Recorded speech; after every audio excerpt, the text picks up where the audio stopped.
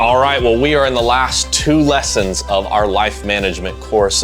And in these two lessons, we're going to be covering the same subject, which is freedom from financial bondage. And in the last lessons, specifically in lesson 10, we talked about the stewardship of our finances and really the way that the Bible tells us that we need to manage our finances. And so what I want to do right here is I want to talk about a subject that is a little maybe controversial, but the idea of debt and what that effect has upon us as believers. You know, the reality is that 61% of Americans are in some level of credit card debt.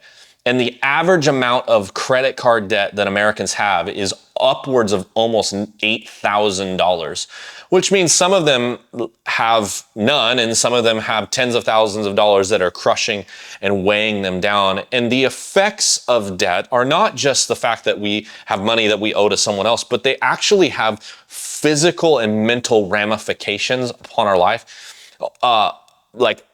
Large amounts of debt can actually have prolonged stress impact on our life. Things like depression and anxiety, and those can then waterfall into physical problems and issues within our life. And so it's really important that we understand that, first of all, debt isn't just bad naturally, and I think that we all understand that on some level, but actually the Bible wants to speak to us about it and wants to challenge us with what debt means to us as believers. And so instead of my opinion or my philosophy or even just best practices, what my hope is for these two lessons is I want to give you scriptural truth that is going to show you both why we believe debt is bad through the Bible, but also what effects debt has to us and how then we can find freedom from that, both mentally and literally in our lives. And so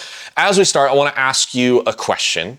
And this question is this, that what are some key words related to the area of financial bondage? And you're probably going like, man, I don't really understand what that means. And literally it means this, like when we talk about the words financial bondage, what are some words that would help us further define that? Well, the first word is this, and it's just in the title, right, of our entire lesson, which is the word bondage. And let me read this out of Exodus 6, 5 through 7, because it uses this word in multiple places to really give good definition to what this word means. There in Exodus 6, 5 through 7, it says, "And I have also heard the groanings of the children of Israel, whom the Egyptians keep in bondage. And I have remembered my covenant. Therefore say to the children of Israel, I, the Lord, will bring you out from under the burdens of the Egyptians." That word burdens is another way of saying bondage. "I will rescue you from their bondage." Again, there's that word. "And I will redeem you with an outstretched arm and with great judgments. I will take you as my people, and I will be your God. Then you shall know that I am the Lord your God, who brings you out from under the burdens of the Egyptians." In the Bible times, especially in the Old Testament, the Egyptians were the bad guys. And we live in a world now where the evil is of the devil, right? And so the Egyptians or the devil intend to keep you, God's people, in bondage. But God heard their cry and he hears your cry and has a plan to rescue his people, you, from bondage. And another way to define bondage would be compulsory or servitude. Another way is captivity or subjection. And last one here is any state of subject from which there is no hope of escape except by breaking one's chains. God wants to break your financial chains, financial bondage chains over your life. So bondage, that's one of the key words. The next key word would be slavery. In John 8:33, it says, "They answered him, 'We are Abraham's descendants and have never been in bondage to anyone. How can you say you will be made free?'" And see, Abraham's descendants in this passage is specifically talking about not necessarily people of a certain lineage of people or a bloodline or anything. What he's talking about is people of faith. That people of faith are free not because of who they come from, but who they belong to, which is obviously Jesus, right? That's who we belong to. Further defined, slavery is a complete subjection of one person to another. Here's a couple more ways: mental, moral, or spiritual bondage. And last one here is a loss of personal freedom and subjugation to another person. Debts can cause, and I said this in the beginning of our lesson, it can cause mental bondage, pressure, anxiety, and especially, and we all know this, frustration. All right, a few more here. Next one is subjection. And God's desire is that his people be out of bondage, not that we would be subjected to any sort of lender. And further defined, subjection is being under the power of another person, or owing or yielding obedience to a sovereign authority. Another word to look at when we talk about financial bondage is the word debt. And Romans 13:8 says this: owe no one anything. Well, that's a big word in all of that. But then it continues on to say, except to love one another.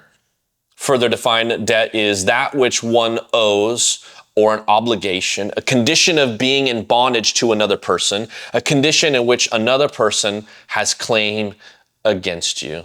Just three more really quick. I'm going to kind of go through these pretty fast. The next one is interest, which is further defined as payments for the use of money. Again, another way of defining interest is something more than is due, right? We all know of interest when it comes to our home loan or our car loans or anything like that. We're very aware of how interest impacts us. Next one would be borrowing. Proverbs 22:7 says, the rich rules over the poor, and the borrower is the servant to the lender. And borrowing is literally just means to obtain or to take something on a promise to return it or its equivalent in the future. And the last one here is credit buying, defined further as operating on another person's money, using an item before it is paid for. Will Rogers said this quote once, very famously, is too many spend money. I'm going to say this again. Too many people spend money they don't have or haven't earned to buy things they don't need to impress people they don't even like. I don't know if you've heard that one before, but that's a pretty famous statement. I think it's a really good one. All right, so those are just some terms that we're going to use. And as we go through the rest of this lesson, I think are really important to know because we may use them interchangeably. But God has a desire when it comes to our area of finances, and specifically when it comes to the idea of financial bondage. And really his first desire is that his people, God's people, he wants them to be free. He doesn't want anything over you. He wants to be the Lord of your life. He doesn't want anything between you and him. The next one is that Jesus' ministry was designed to set captives free. This is God's desire for you. Luke 4:18-19 says, the Spirit of the Lord is upon me. This is Jesus declaring this. Because he has anointed me to preach the gospel to the poor. He has sent me to heal the brokenhearted, to proclaim liberty to the captives and recover sight to the blind, and to set at liberty those who are oppressed, to proclaim the acceptable year of the Lord. You see, Jesus came to preach deliverance to the captives. Financial debt, and this is just a true statement, financial debt puts you in a prison house. And God intends to bring you into a year of Jubilee where debts are canceled. And the year of Jubilee is an Old Testament Levitical law where every 50 years, all debt in the nation of Israel was to be forgiven. Not only that, but all slaves were to be set free. And it was this year of celebration where all things would inevitably be canceled out and that you would find freedom. And that comes from the Father heart of God, who doesn't want anyone to suffer under the yoke of oppression in their life. And the last one, that God's desire towards financial bondage, is that the Lord wants us to continually walk in freedom. And I think you got to understand that when it comes to financial bondage, you're not going to tomorrow make a decision to no longer be in financial bondage, and then everything is fixed, right? We all know that. We can't find our way out of 10, 20, maybe even 30, $50,000 worth of debt tomorrow just by a decision. But this one says to continually walk in freedom. And we're going to talk about this in a second, but there is a mindset shift that you're going to have. And I believe that the Holy Spirit can empower you and can encourage you in that mindset shift, that it's not just a one-day thing, but is a perpetual, every single day choice to live no longer as a slave, but to live free in the area of freedom from bondages within finances. And I think it's good in every area of our life, but I want to speak specifically to the area of financial bondage, that you can find freedom every single day.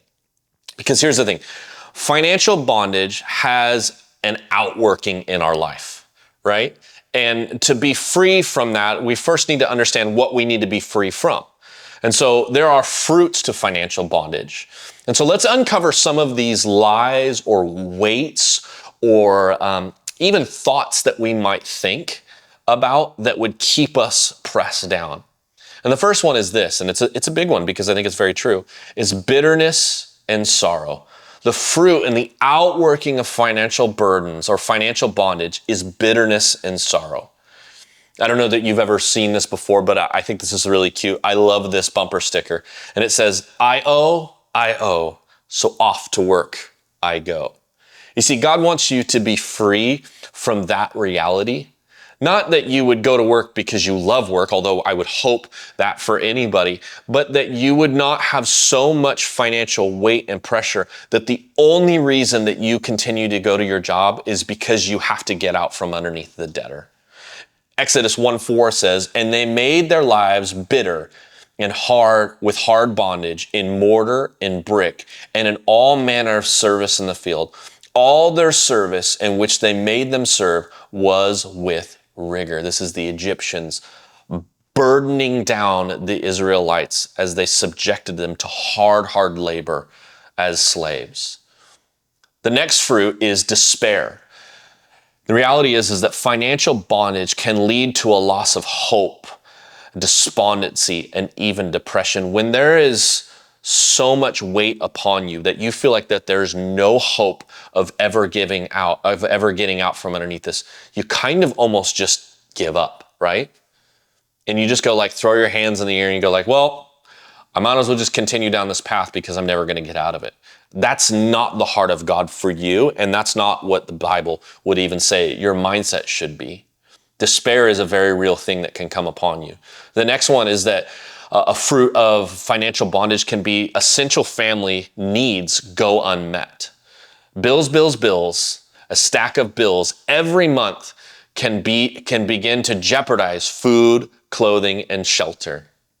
I would even add to this that if there is some level of addiction, whether it be illicit drugs or it be gambling or it be sports betting or whatever it might be, oftentimes I've seen, and it's heartbreaking to see where someone will put back the loaf of bread for their family so that they can feed the addiction of whatever it is that has control of their lives. And man, if that's you and you're finding yourself in that place, man, I'd encourage you a couple things. One, own up to it. Admit your dependency upon that thing. And then go get help. Go receive the help that you need, because your family is the most important thing that God will ever entrust you with to steward. Essential families go unneeded. The next one here is always playing catch up and never having control. A couple more here. The fruit of financial bondage is passing on a negative inheritance. In the previous lessons that we talked about wise financial stewardship, we talked about how wonderful it would be to pass down an inheritance, not only of a good name, but also of financial monetary value to your children. Often because of the way that we live, our children are born into a lifestyle of financial slavery. They not only inherit our debts, but they often adopt our indebted lifestyle, or even worse, our mental understanding of the way that we handle finances. Encourage your kids to tithe and to save and to spend only what they make and not above and beyond it. I promise you, if you instill that into them as young kids, even if you don't have your own kids, but you've got nieces and nephews, man, encourage them to live a life free of debt. And the last one here is an inability to hear the message of deliverance. In Exodus 6:9 says this, "So Moses spoke thus to the children of Israel." Oh man, this is hard. "But they did not heed Moses because of the anguish and spirit of cruel bondage." The cascading effect that financial bondage can have in your life is that you might find yourself so indebted that you yourself begin to have it fall out into other areas of your life. And so you can find that yourself in a place where you don't believe in deliverance of any kind whatsoever, from that addiction, from that pain, from that maybe that sickness or that disease that you have been diagnosed with, that you don't know that God can deliver you from anything. And so the message of hope has no power in it because it all began with a little bit of this and a little bit of that when it became financial bondage. The children of Israel had moved from discouragement to anguish of spirit when they were underneath the Egyptian rule. To be in anguish is to be troubled, vexed, or grieved.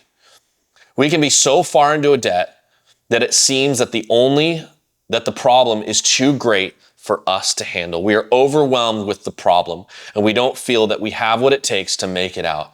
At this point, we're very vulnerable and often make very bad decisions in regards to our debt. There is an outworking of debt bondage in our life, and these are the fruits of what that might look like. But I will tell you this, there is hope.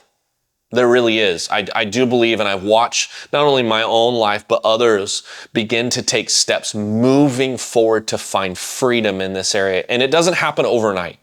And it may take years to be able to find freedom, but man, the other side of that is so sweet and so freeing and so empowering that I encourage every single person to move that direction. But financial fruit has a beginning place, right?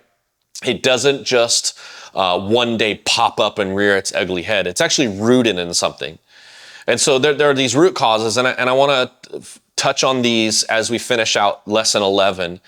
And as we do so, I want you to maybe write next to one of these if this is maybe something that you're struggling with. You see, I don't want to heap a burden upon you of shame or guilt or condemnation. What I want to actually do is I want to empower you to see the areas of your life that you've identified or you can identify as lies that you've believed. And then when we identify those lies, we can actually then find freedom in them because in the power of God's word, we can find freedom from these things. So the first one is this, is that there are root causes in financial bondage. The first one being the inability to trust God. We feel that God is not responding to our needs and desires, and that we must help him out. Psalms 37:7 says, "Rest in the Lord and wait patiently for him. Do not fret because of him who prospers in his way, because of the man who brings wicked schemes to pass." God will bring about your financial well-being if you trust in him and wait on his timing. The next one is covetousness. We may see things that are possessed by others and we go into debt to get them. Luke 12:15 says, "And he said to them, 'Take heed and beware of covetousness, for one's life does not consist of the abundance of things he possesses.'" And again, in 1 Timothy 6:10, it says, "For the love of money is the root of all kinds of evil." I think we all know this passage. "Is for which some have strayed from the faith in their greediness and pierced themselves through with many sorrows." Man, covetousness is a dangerous one because then it can lead into things like greed. If we long for something, then we just have this like insatiable need to gather things to us. And let me just further define this, is that we always want something a little better than what we have or what even others have. or we always have to have the best thing. This attitude could be a spirit of pride in that we want to be perceived as more affluent than we really are. And I think this is so easy to fall into and so easily something the enemy can use in your life because of how our world is structured. I mean, nowadays, my kids will come away from spending time on one of their devices singing or humming these theme songs of different ads or products that they want to purchase. And so it's just like ingrained into us to want things, right? Like we can't scroll through social media, we can't talk to someone, we can't watch a movie on TV without ad placement or things like that. And so it's like feeding into this desire to want more things.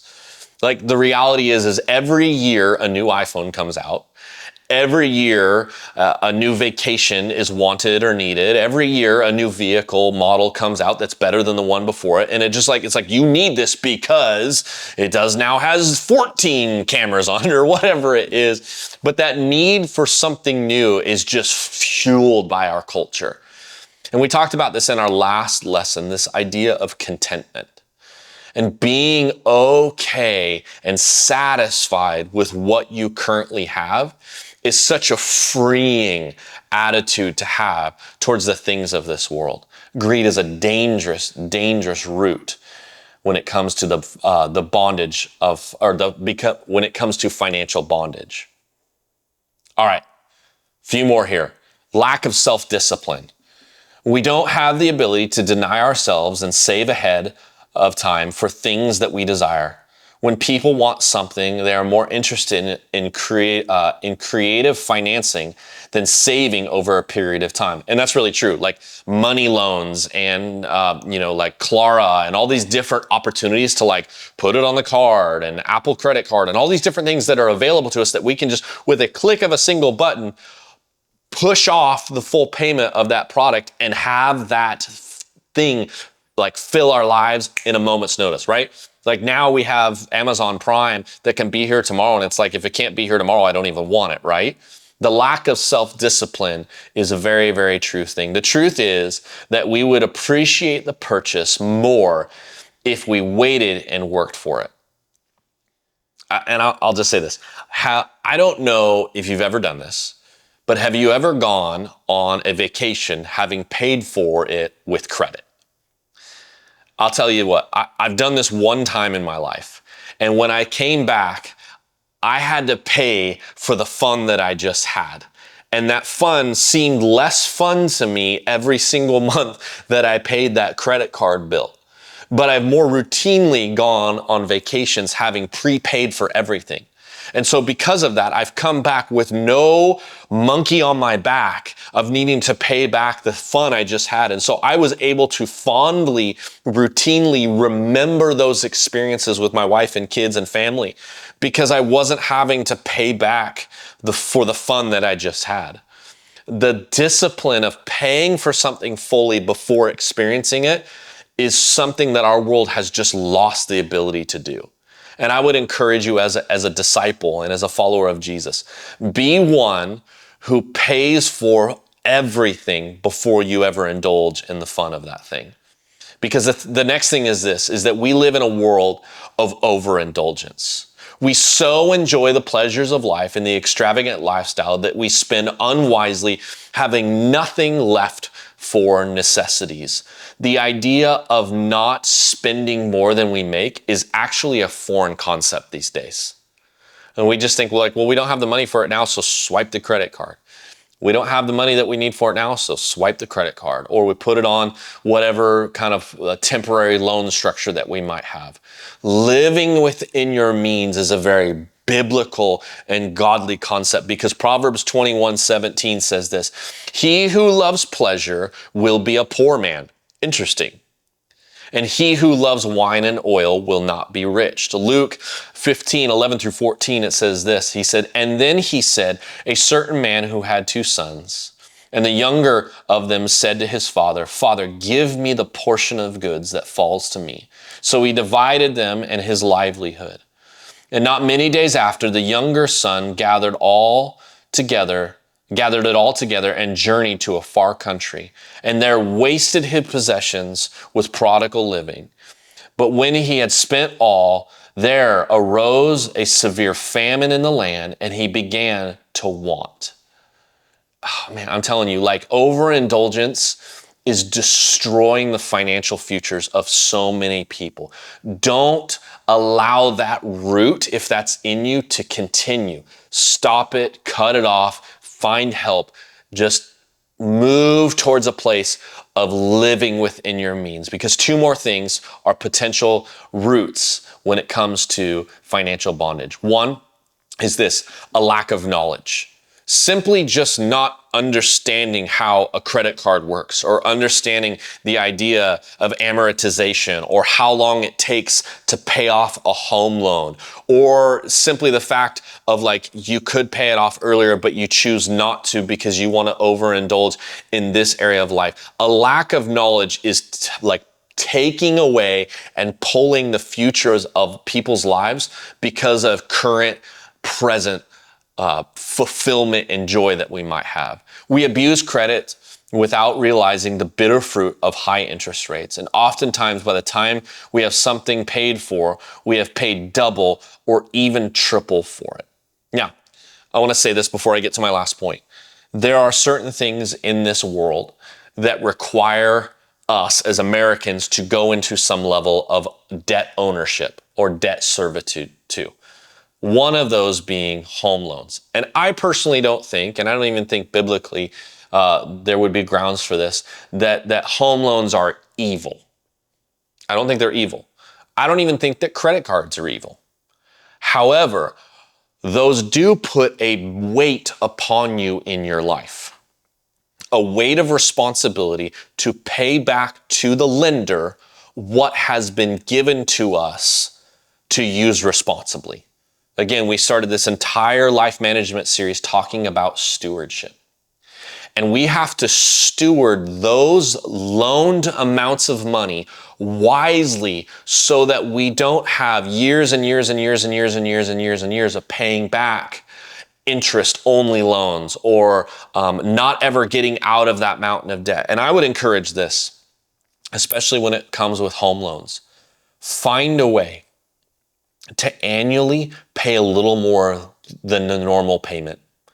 Because just even a little bit more can shorten the length of time that weight is upon you, and can speed up the point to which you can find financial freedom out from underneath of that. So I don't think loans are bad. I don't even think actually credit cards are evil. However, they are a responsibility to be managed. Because here's the last point, and the last root that can exist that will cause us to fall into financial bondage, and this is the lack of forethought. And the famous quote that maybe all of us have heard, that if you fail to plan, then you plan to fail.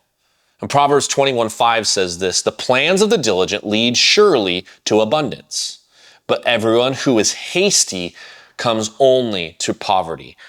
Murphy's Law is a real thing, right? Everything that can happen will happen. And it seems like when there's no money, that falls into becoming a reality, right? The car breaks down, your kid breaks his arm, there's a new need that arises to pay for some sporting activity within your kid's life, or you need dental work, or whatever it is. And it seems like the moment that we have no money, all of the bills come in, right? Well, this should never be the case, because if we have forethought and we've been tithing and we've been saving, that we should have money there, that when the inevitable happens and that something tragic happens in our life, we can then pay out of that savings to be able to not have that bondage of financial debt in our life. And so having forethought to go like, eventually something's going to happen. And then being able to pay cash for it, there's a certain level of freedom of walking out from that unfortunate situation to go like, I fixed it, it's done, and I get to move forward with my life, rather than having a constant monthly reminder that that one horrible thing happened on that one day back 6 months ago, right?